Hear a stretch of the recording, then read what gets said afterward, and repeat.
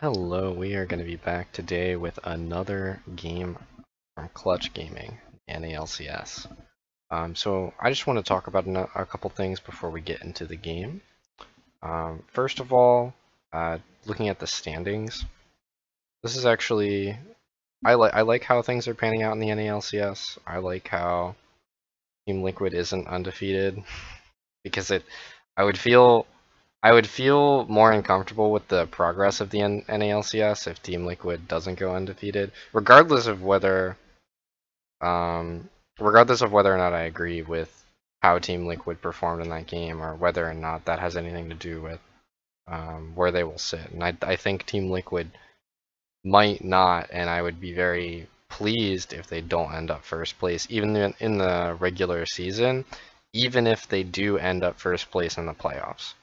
Just because it promotes a really it shows that it's a healthy environment.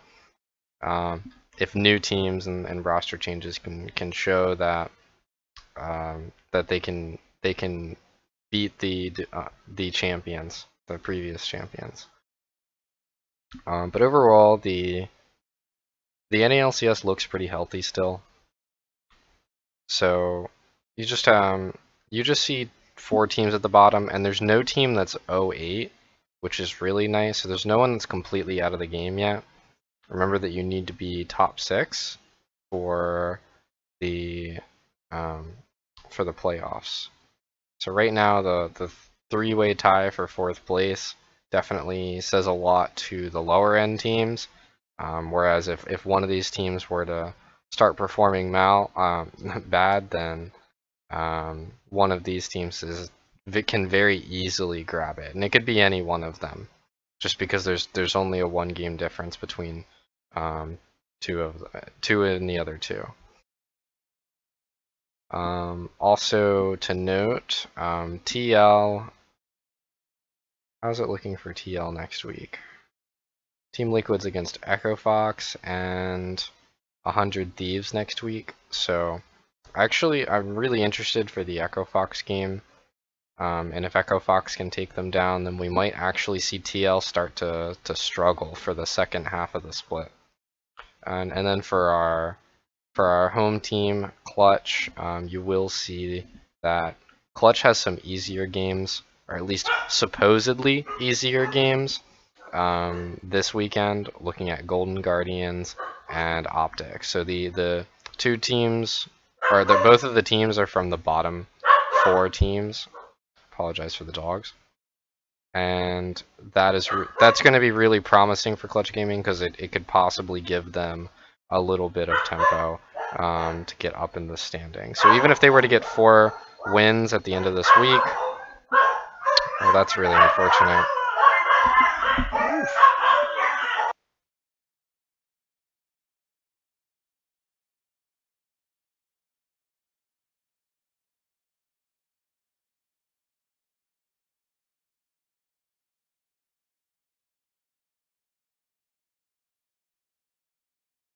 Okay. Could not prevent that. But we're already here, so if they can normalize into 5th place, into like even a 5th place tie, it would be really good. Or well, it would be 6th place at that point, wouldn't it? So 4th place will probably end up having, well, one of these teams is bound to get another win. So you might see 4th place having 5 wins, 5th place having 4 wins. So that would be really good for Clutch Gaming. And it doesn't really matter if they're able to secure a whole lot more wins, but they can at least secure more wins than other teams, because it's a best of 1 format. So before we get in the other game, just remember, you guys, anyone can contact me on Twitter or at my email. I sell individual coaching, and I also do coaching for teams. I offer a lot of different services, including VOD reviews. I do lectures that I have 2 written curriculum for, one based on team communication and one based on League of Legends as a game. And then I also have a game theory curriculum, which is which includes a lot in the curriculum of applications to games that you might know, such as chess, Counter-Strike, or more specifically League of Legends, since that's the game of interest that I work with the most. So if any of that interests you, then don't feel afraid to send me an email for your team or even for just yourself. All right, so let's get into the VOD review.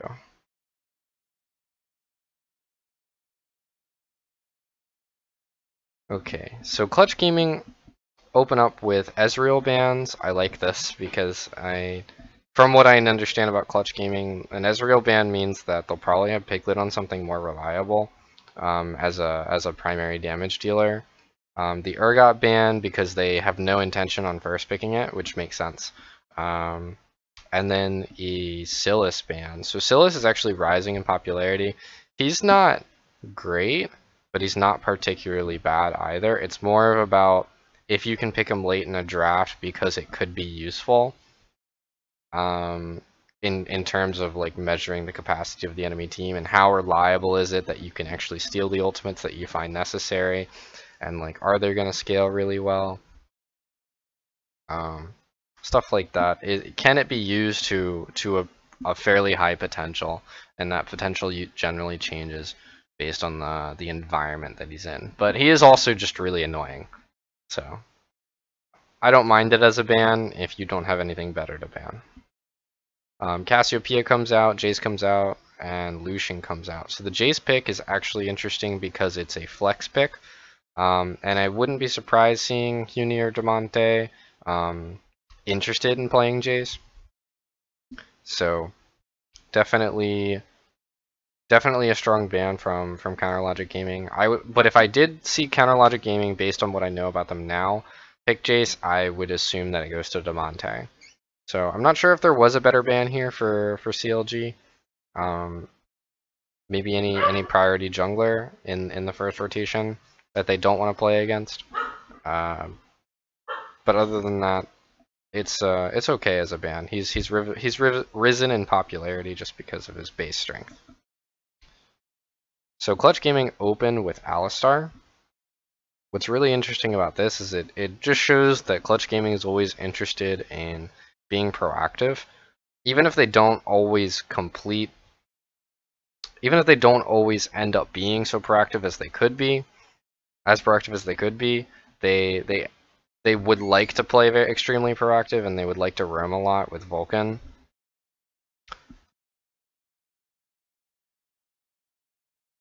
Although I like Alistar first pick. I just wonder if there's anything else that you plan on picking that's going to be higher priority. But looking at the rest of their draft, there's nothing that's extremely high priority. The rest of it seems like stuff that you don't necessarily want to blind pick, except Sivir. You can definitely blind pick Sivir, but I would definitely prioritize an Alistar pick over Sivir at any point.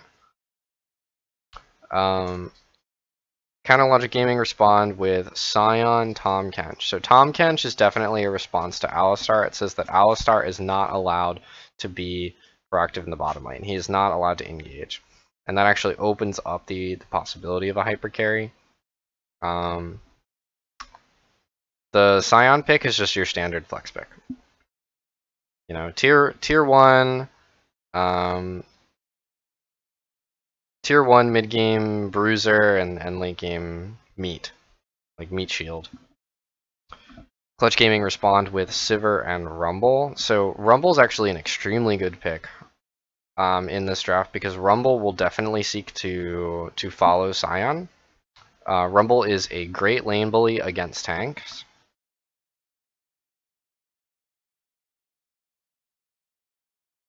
And he can definitely keep the push in the top lane against a Sion, or even in the mid lane.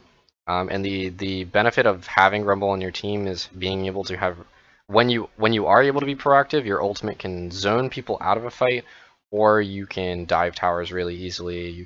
It's also a good wave clear tool when you're in a pinch. And it makes Baron fights and Dragon fights super easy, assuming that you're using it properly. So Counterlogic Gaming respond with Jinx. Here Jinx is fine. They already see the enemy bottom lane. The enemy bottom lane poses no threat to Jinx because Jinx has range and Jinx also has Tahm Kench. This Jinx could really be any hyper carry. It doesn't really matter whether it's Jinx or not. So this is definitely a call by Stixxay. But very strong draft from Counter Logic Gaming, and then a very like early centric draft on Clutch Gaming. I think I would have preferred, after seeing the Tahm Kench, something that's a little earlier, like focused than Sivir. Like Sivir is very linear scaling; she's good all game. But definitely something that maybe has a little bit of more pressure, because like Kalista even is extremely good. But then again, we don't see Piglet on a lot of like strong playmaking carries. We generally see Piglet on something where he's gonna farm and he's gonna be useful at some point, but he's not the star carry of the team. So, but I would support a Kalista pick here, or possibly possibly Varus. Hard to say, but I don't think NALCS is very interested in Varus right now. Second ban phase, Counter Logic Gaming goes ahead and say, okay, you don't have a jungler and you have a flex pick, so we're going to go ahead and ban junglers, Nocturne and Olaf taken out. And what this does, it makes their jungle pick pretty easy. Victor and Ivern split ban. So Ivern's a really interesting ban. I think that Ivern with a hyper carry is definitely great. So I think that's a really smart ban from the side of Clutch Gaming. The Victor ban I'm a little confused about. Maybe this was a request by Demonte, and maybe they already had planned to pick Corki, since they knew that at this point they were probably going to last pick mid. Since if I were CLG, I would definitely want to last pick mid to try and get a good matchup against Demonte, since Demonte is probably the best player on Clutch Gaming. So maybe it's I want to play Corki and I don't want to play against Victor. That if I were to just try and understand what they might be looking at. So Counter Logic Gaming goes ahead and they pick Jarvan. So this provides enough early pressure to match anything that Clutch Gaming might pick, but isn't as like farm centric as something like Sejuani, who even while Sejuani would benefit a Jinx greatly and create this like really crazy late game comp, it's not giving you enough early pressure so that if Clutch Gaming just runs all over you in the early game, you probably won't come back because you'll probably lose the game before Jinx becomes useful enough to help win the game. So Lissandra and Corki come out from Clutch Gaming. I don't really like Lissandra here. Corki's a fine blind pick. Not my first blind pick mid, but he's a good blind pick. But the Lissandra I think is just trying to play more with the Alistar and trying to be really proactive. And we all know that Lyra he prefers to play Lissandra. Although something like Gragas here, I feel like would offer a lot. So Counter Logic Gaming pick Kassadin. So Kassadin's going to provide a big issue for the Corki. But not so big of an issue that it's not even going to ignore Corki at like level 1. It will just be, once Kassadin gets ult, Corki is just not going to be able to have a whole lot of control of the lane after that. So let's look at these drafts from the perspective of the game, and we can get into the game so that we aren't wasting any screen time. And I apologize if I'm not 100% right now. I'm a little sick, but I do want to get the video out. So we all know that Rumble is going to push against the Scion.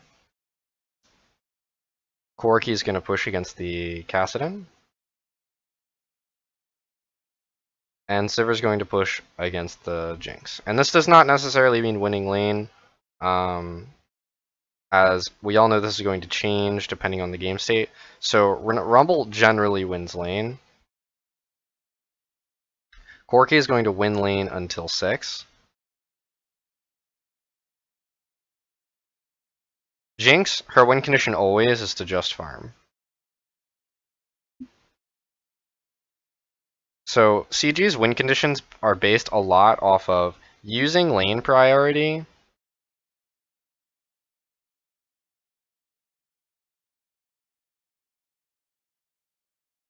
to create lead. And this will generally have something to do with trying to get early turret plating.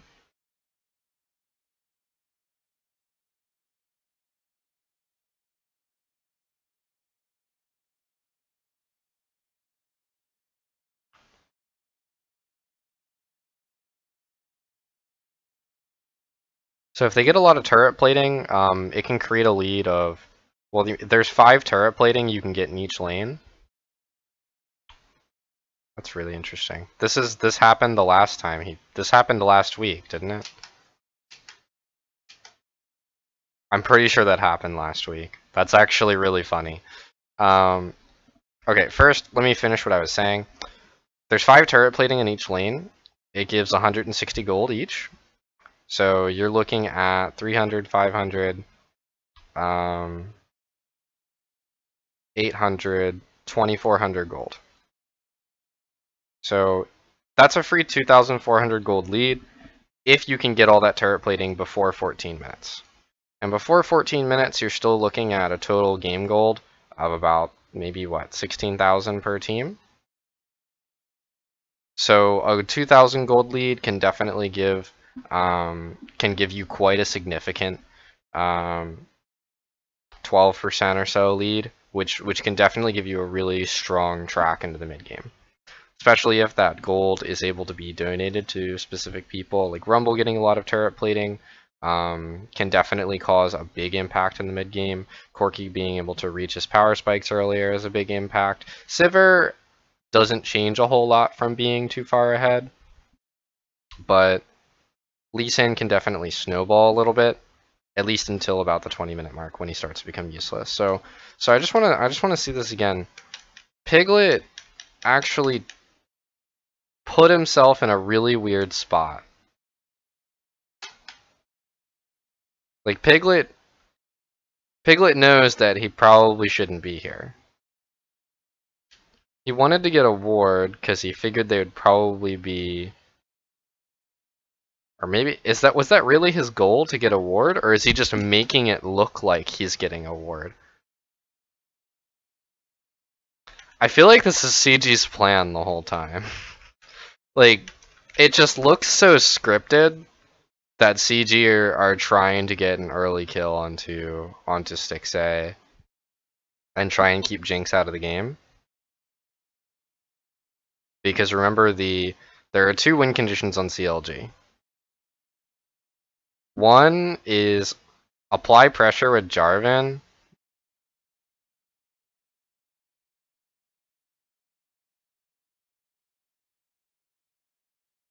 to nullify Lissandra.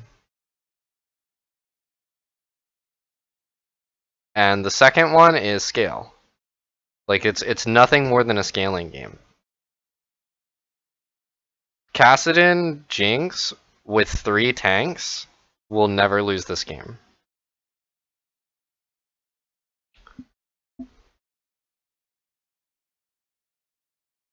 Yeah, this is so scripted. I swear to God, I'd have to look. But I'm pretty sure last time I saw Clutch Gaming play Lee Sin, they also did a level 2 gank bot. And it also succeeded.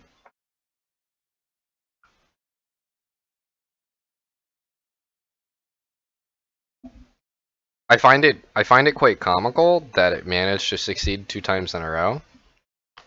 But I think Clutch would be expecting it not to succeed a 3rd time in a row. I think another team who sees Lee Sin and Alistar on the same team might be prepared for a level 2 gank bot Lee Sin. Okay, so like what else can CG do for the early game? Because this is all fine and dandy that Lissandra has a really early lead. He gets a nice clear. He got double scuttle actually, which is pretty insane. So Lissandra is actually quite a bit ahead of Jarvan.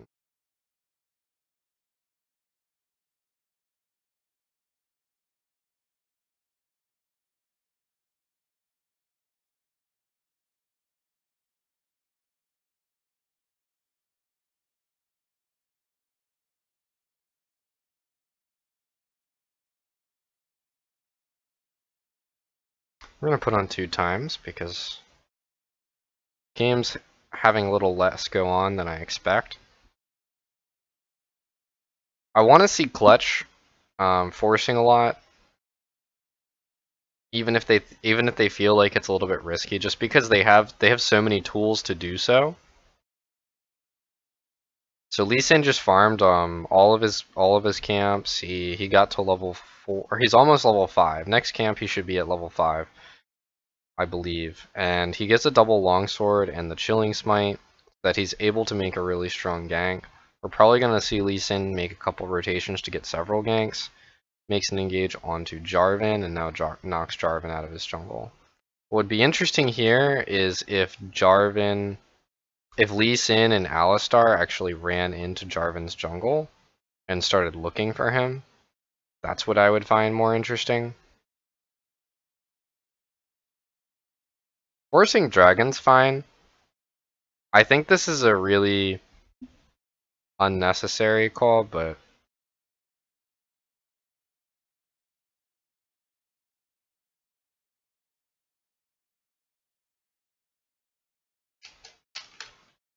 so let me make it clear. Alistar and Sivir and Rumble are really good at fighting around neutral objectives because you're playing in an open zone and you have a lot of zoning tools and you have a lot of mobility. So mobility, AoE CC, and then AoE damage. That's like fatal. So you're basically playing in this big zone. One, I don't think that this is really important, but they do have the movement speed buff here and the vision. So they are aware of what's going on. 2, Sion isn't here, but you don't exactly have a lot of damage on your team. Rumble is going to provide about 60% of the damage in a team fight, and Lissandra's going to provide 20% of it, and then these two will provide the other 10% combined. Because frankly, at this point in the game, 6 minutes, Sivir and Corki are going to provide so little DPS that it's almost negligible, especially against tanky frontliners like Tahm Kench. And Tahm Kench being able to take out someone else from the fight also makes it a lot more difficult. So I see what they're trying to do here. I see the Rumble ult, but Rumble tries to teleport behind them, and as soon as Rumble actually gets there, he just gets one shot. He gets his ult out, and I'd like to see that again just a little bit more closely. Yeah, the ult is not very good. If the ult was here instead of here, we'd actually be looking at something really different. Like Jarvan would have been dead. Power of Evil would be really low. Stixxay would be really low. And they'd probably be able to chase down Biofrost and kill him. So I definitely see what CG was going for.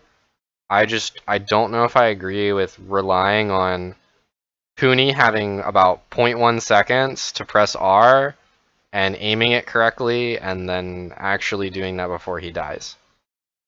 Like if Huni teleported here, we'd be looking at something different because Huni could actually chase them back. They could try and make an aggressive play with Alistar. So they don't have Alistar flash, but they do have Sivir ult.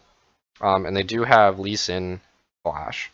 So if they are able to move forward, flank them with some kind of Rumble ult, because Rumble teleports in while Scion's not here, and they get 1 kill, 2 kills, then they can convert that into turret plating and a nice lead. But so far, this just turned into a trade of Dragon for Rumble's teleport and his ultimate. And his death. I see what they could have done. And I think that if I'd had a lot more faith in Huni, then I would love that play. So I definitely see how Clutch Gaming should have won that play. And I am not one to really blame a player for making a game a lot harder for a team, because I think mechanical errors are something that should be, well, they're going to happen. Every player makes them, and every player will try and minimize them, as noted. But from how Huni has been performing the split, putting him on Rumble and relying on him to make a really big play that's really risky because he's teleporting into 4 people. So he's on a really high pressure situation, rather than teleporting him to a safer place and then trying to force something afterwards. I think that it was a little awkward. But had he gotten that Rumble ult right, CG would have actually crushed there. They would probably have a huge lead, and they'd be able to do a lot more right now.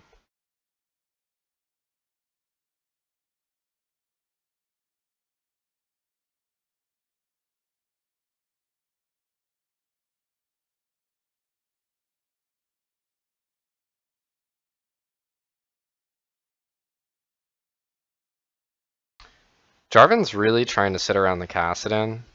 I think Demonte's aware that at this point Kassadin just can't really be messed with. And they just need to rely on other lanes getting turret plating.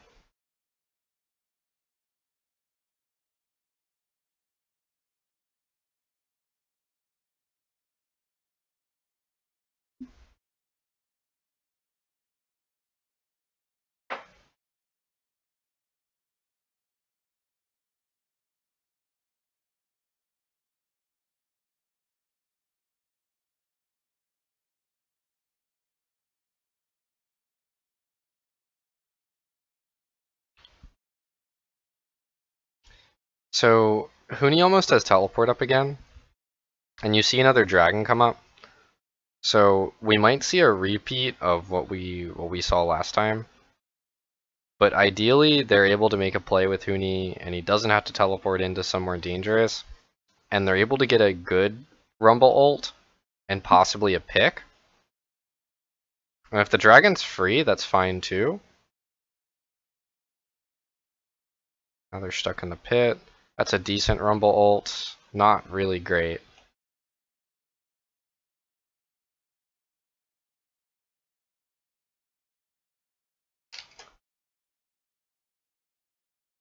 Like, why?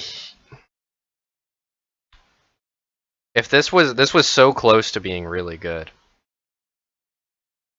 Like, even just slightly angled like that to push them like in or out of the pit would be really good.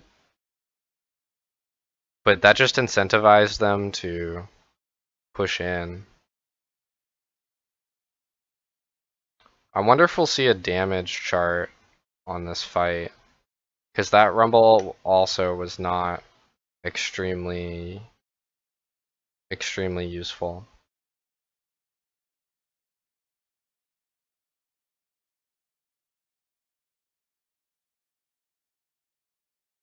Although I'll definitely say that this fight at 12 minutes, the game is a little bit different.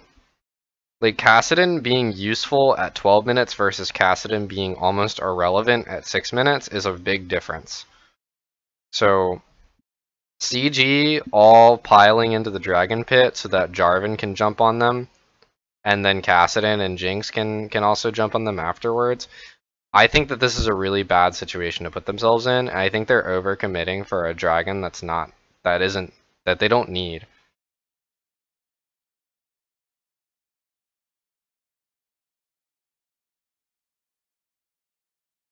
And like, I get that, like dragon's super important, but I think I disagree with this play a lot more than I did the level 6 dragon. At least the level 6 dragon, I see how they could have won the fight. I think even if the Rumble ult here was better, I think they still would have lost the fight. I just think it would have been a better trade. They might have gotten 2 kills. They might have traded 2 for 2 and gotten dragon. But I still think that that's not even really necessary. What they needed was to gain vision control, play in these 2 lanes, look for a choke point, choke them with a Rumble ult and a choke point, and engage onto them and get picks that can be converted into zoning the enemy team off to take a tower. Because when you have 3 pushing lanes, and yeah, like after level 6, like Corki just slowly starts losing more and more control over mid lane, you really want to be playing for turret plating. I guess I was a little bit under the curve on when I said 14 minutes is 15,000 gold, but you're still looking at a 10% lead on just getting all the turret platings. You know, that's no kills, that's no CS leads, that's still pretty big. This is good. Okay, so CG managed to sneak a Rift Herald. That can definitely help them get tempo in this game.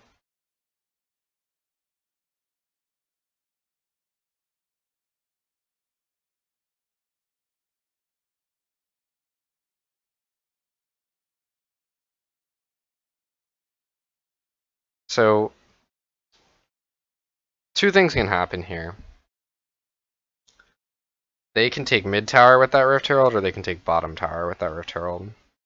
I don't think that it's that great to take top tower with that Rift Herald, because it's a little bit harder to siege mid bot rather than mid top, just due to like how easy it is to get picks in the red side jungle, like the red buff side jungle. It doesn't even matter what side you are on.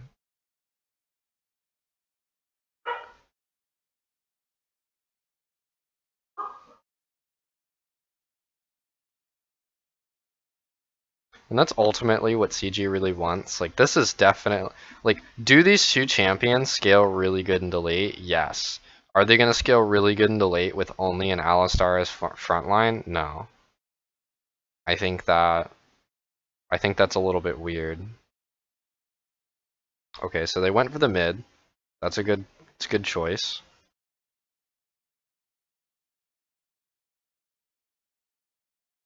So the idea for CG right now is to keep mid pushed, and if they can keep mid pushed, then they want to rotate onto other lanes, possibly onto someone who's already pushing, and see if they can knock out those other 2 towers, just to create any kind of lead that they can. So if they can hit any core items faster than CLG can hit any core items, it creates a big problem for CLG. I'm a little confused as to what happened here. Okay, so CLG's on Dragon. So I mean, Damonte's in lane. He's not showing a lot of fear. Power of Evil's just shitting all over him. Huni roams in.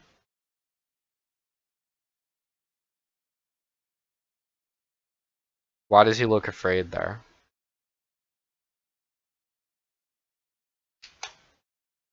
Why is he afraid here? Why is he walking that way? He just needs to walk this way. He has Alistar here. The enemy team's at Dragon. All they need to do is not die. If they die, something bad will happen. So all Huni needs to do is run back here. Huni can sacrifice his ultimate to give Damonte a back in the mid lane if CLG decide to rotate mid and decide to try and take mid tower.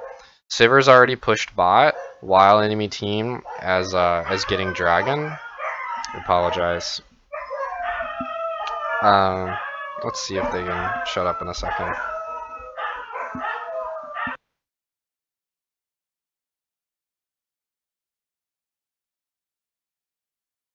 Okay. Okay, so Sivir gets to push in bot. They don't. Huni wants to move here. Huni sacrifices ult so that Damonte can back. Damonte returns before the next wave. Because Damonte has about 60 seconds, because the next wave is still in base for mid lane. Because the wave came just recently and they basically nuked it, both teams. So Damonte has about 50 seconds right now to get it back. And after about 20 seconds, Rumble's going to go ahead and ult so he can get rid of the next wave. And then CLG can't rely on a rotation towards mid. And because they're not even close to top, they can't rely on top. And because bots push, they can't rely on bots. So CLG gets a dragon, but they get nothing else. And this is fine because minimizing losses is really what you want to do. Because if you get behind a late game scaling team by a decent amount, and you end up losing tempo all across the board, it almost becomes impossible to win. So I see what Clutch Gaming was trying to do in a few parts of this game, but I think it's a little awkward, and I don't like how Huni is performing. Like, he does not need to walk this way. Kassadin's not gonna one-shot him.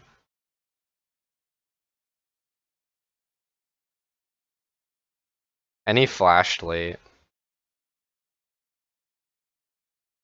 So because he died and Damonte wanted to try and save the turret, CLG get mid turret, and then they end up taking about a 1,000 gold lead.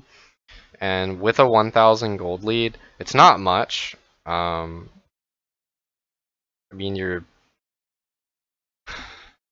looking about 3% of a lead, so it's not much, but it means a lot when you have a late game scaling comp and you're already about end late game. Not to say that 20 minutes is an official late game, since there's still like 3 more items to buy on every champion. But it's usually about when mid game champions are perfect and late game champions start to become relevant. Okay, that Rumble was decent because it was able to knock out Stixay a little bit, but I don't know what CG is doing here. Okay, so Sivir's on mid. They rotate over. Damonte is over here. Like, he has no access point to the fight. So this has to be a miscommunication.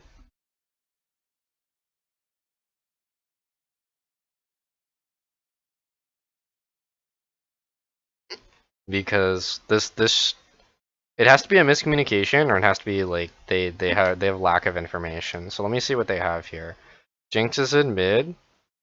I think they have no idea where Kassadin is. Yeah, they have no idea where well, they do know Kassadin was recently top. And they know that Huni's gonna have teleport right now. So they should be aware that if they engage here, it will be 5v5. Which is probably not something CLG wants when they're at a disadvantage past the game state that would normally be the one where they control the game. CLG says, oh, hello, and nothing happens. Because CLG doesn't really want to fight, but they don't have to fight to make CG scared.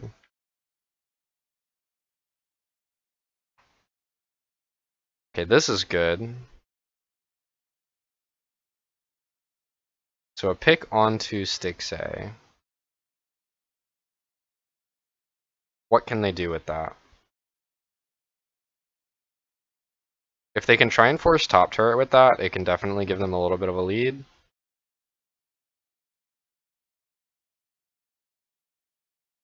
Almost.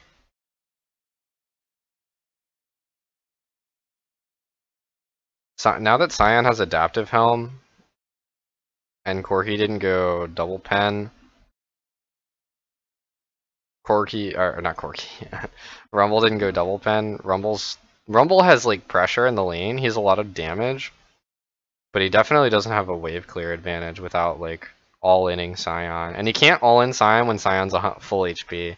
He can all-in Cyan when Cyan has like half HP or maybe a little bit less. Because like if Cyan starts to use his Q, you can just ult on top of Cyan and he can't really move. Okay, so trade bot for top turret. This is fine. Cloud Drake coming up. So now if I were CLG right now, I would be expecting CLG to go in. I would be expecting CLG to put all the cards on the table since they've done it on every dragon this game. So I do not feel like CG would do nothing here. But CG might try and take the call and control Baron Pit. There's definitely going to be some action. Or not.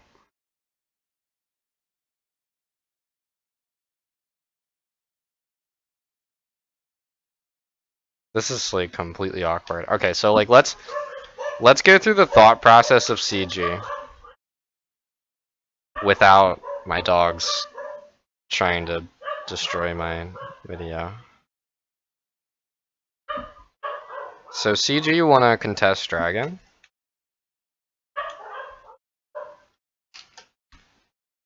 They want to. Maybe with Wind Dragon they didn't care. I think once you have 2 Wind Dragons, it's actually kind of useful.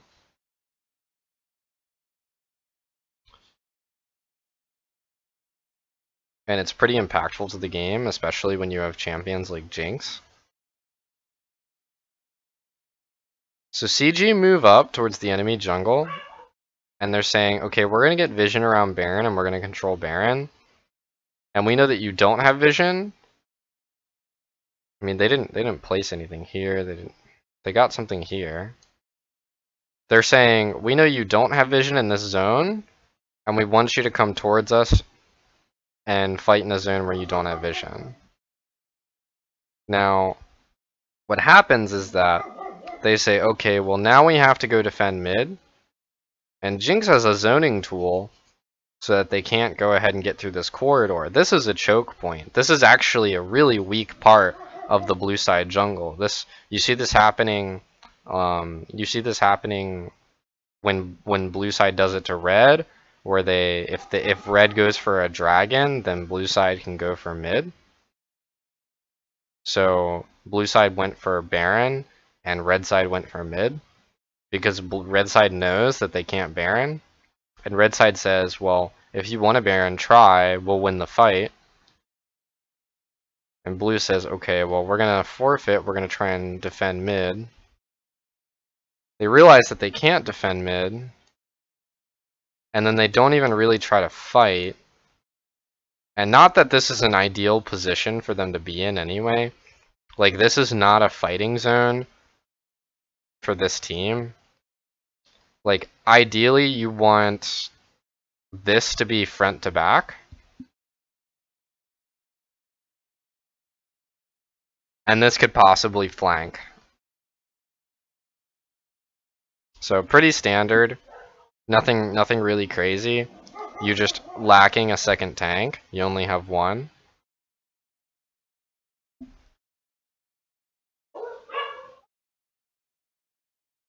But they basically decide not to fight when they probably could have gotten maybe something more by fighting. I'm just trying to figure out like what they could do here.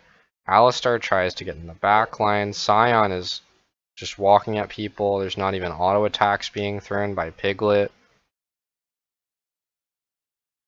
Did he get one auto on Sion, I guess?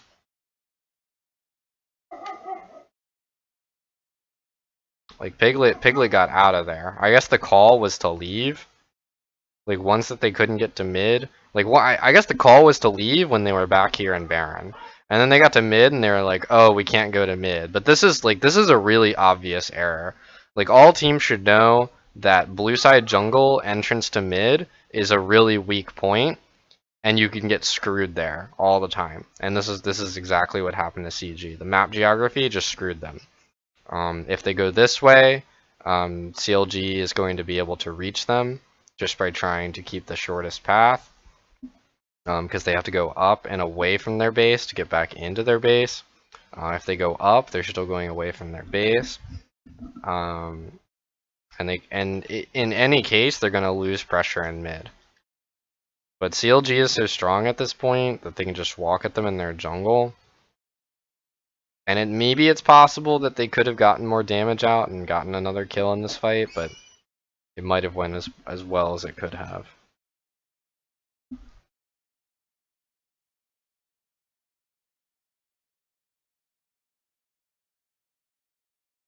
So if CLG gets Baron here, this is basically GG.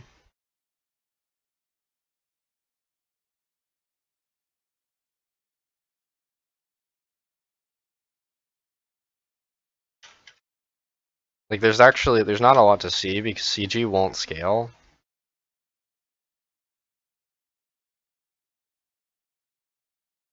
Uni hurts, but it doesn't mean a whole lot because there's a Tom catch. And because there's not really anyone else on his team that actually does damage. I wish they would show items. That's actually really important right now.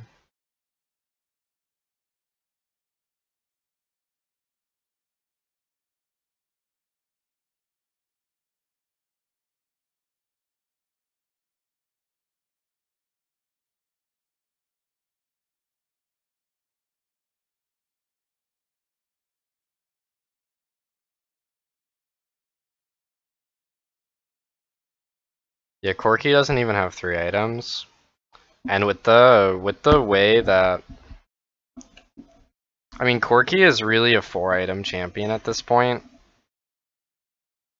With the way that crit items have changed, he really needs 4 items to be a monster. And at 4 items he is a monster, but not so much of a monster against Kassadin, who is also a late game god.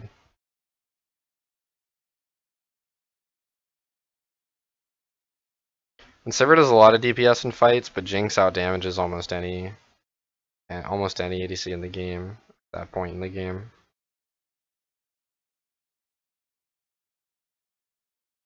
Yeah, this is really sad.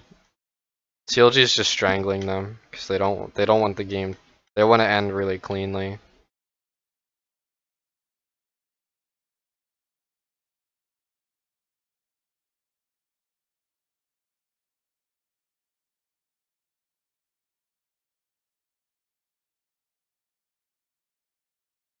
Another Baron? Waiting out for another Baron really says a lot about how CG wants to play. It's definitely a well-done call.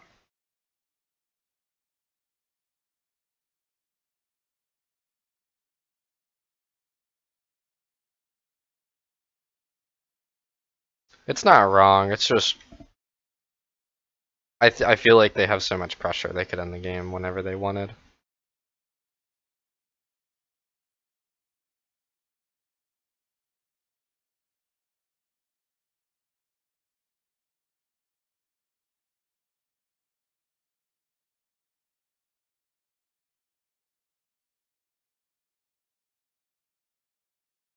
Is CG gonna make a last stand?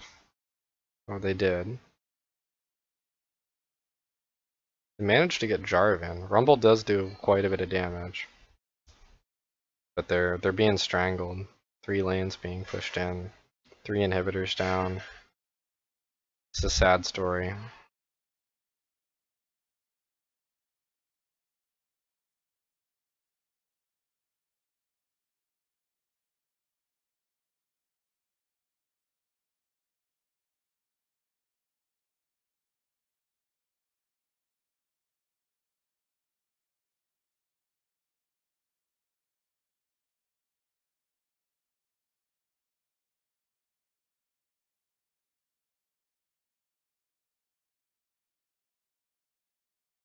Yeah, there's not a single thing that CG could have done. Okay, so here's my criticisms on Clutch Gaming. One, Huni is not up for the task of being someone who can make a really important play on a carry. And maybe he is, maybe he's a god in scrims and he just gets stage fright, like something like that. That would explain a lot. Like Huni is really good on carries, but he's just not able to perform on stage. But one, I think more pressure can be applied early.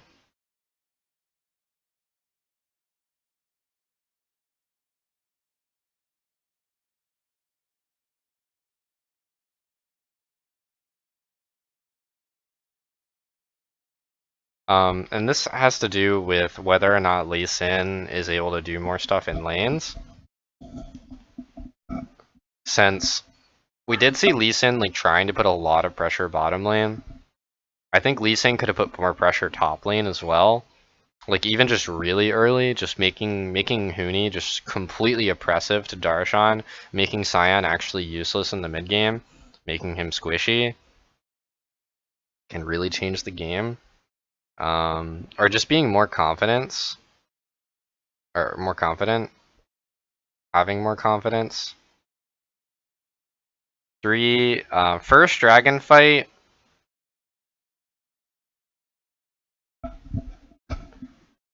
I don't know if this was Huni's decision to TP to the ward where all of CLG was, but I think that that's a risky decision. And anyone can make that call. Like Huni can follow whatever someone else says. So I can't really blame that one on Huni. I can say like I don't like how he missed his ultimate. But I think that was really risky to have Huni teleport like literally on top of the enemy team.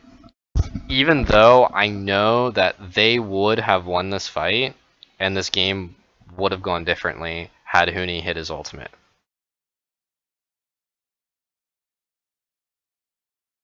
So like that's actually a really important piece of information, that they would win that fight and they would get tempo and they would have a gold lead at that point in the game because they'd go get turret plating as well. And the turret plating would have been really nice to have. I'm pretty sure that was Mountain Dragon, that was their first dragon. And maybe that was the water. I think it was the water. For second dragon is just set up really badly.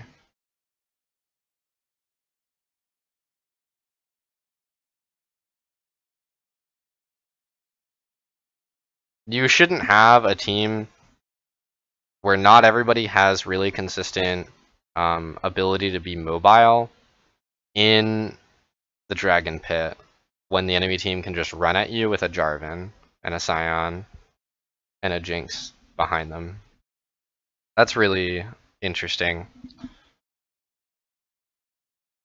And I think that had they like forced a fight there, they probably would have been able to win a fight. But like trying to force dragon and then funneling into the dragon pit definitely caused a big issue for them.